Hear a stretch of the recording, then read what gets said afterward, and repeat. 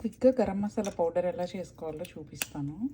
So ఇది నేను actually 1 cup of ధనియాలు తీసుకున్నాను. మన రైస్ కుక్కర్ కప్ తోటి 1 కప్ వేసి ఇంకొంచెం వేసాను. అండ్ కొంచెం సినమన్, దాల్చిన చెక్క,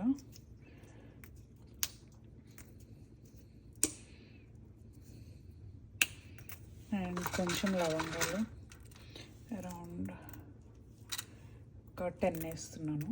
మీకు కొంచెం ఘాటు కావాలంటే కొంచెం వేసుకోవచ్చు. అండ్ కొంచెం మిరియాలు, and around 1 table spoon of జీలకర్ర, యాక్చువల్లీ ఇంకొంచెం వేయచ్చు. అండ్ కొంచెం గసాలు, ఇవన్నీ వేసి ఒకసారి కొంచెం మిక్స్ చేసి ఇది 30 సెకండ్స్ మైక్రోవేవ్లో పెట్టి మళ్ళీ ఇంకొకసారి మిక్స్ చేసుకొని ఇంకొక 30 సెకండ్స్ పెట్టుకోవాలి. మైక్రోవేవ్లో పెట్టాను అండ్ ఒక 30 సెకండ్స్ యాడ్ చేస్తున్నాను.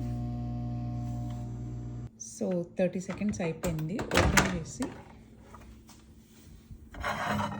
ఒకసారి మిక్స్ చేసి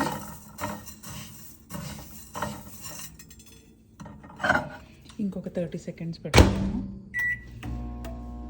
ఇంకొక 30 సెకండ్స్ కూడా అయిపోయింది. సో చెక్ చేస్తున్నాను కరెక్ట్గా వచ్చిందా లేదా అని. నాకైతే సరిపోతుంది, అది బాగుంది. సో ఇది ఒక 2 మినిట్స్ చల్లారింది. ఇప్పుడు మిక్సీ జార్లో వేసుకొని పౌడర్ చేసుకుందాం. మసాలా పౌడర్ రెడీ అయిపోయింది. ఇప్పుడు దీన్ని ఎయిర్ టైట్ కంటైనర్లోకి షిఫ్ట్ చేస్తాను. ఇది అన్ని కర్రీస్లో యూస్ చేసినా కానీ ఒక 1 వీక్ వస్తుంది.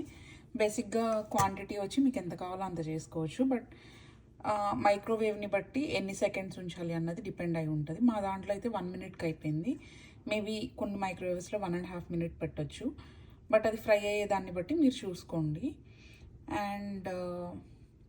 అండ్ స్పైసెస్ వచ్చి నాకు బేసిక్గా సింపుల్గా కర్రీ ఫ్లేవర్ ఎలివేట్ అవ్వాలి అంటే ఇలాచి అలా ఎక్స్ట్రా స్పైసెస్ వేయకుండా just basic garam masala powder అయితే ఇలా చేసుకుంటాను.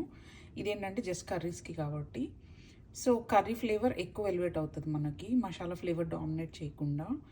ఇది జస్ట్ బేసిక్ ధనియా, జీరా, కొంచెం మిరియాలు, కొంచెం చెక్క, లవంగాలు. So it's very simple masala powder and కర్రీస్కి చాలా బాగుంటుంది.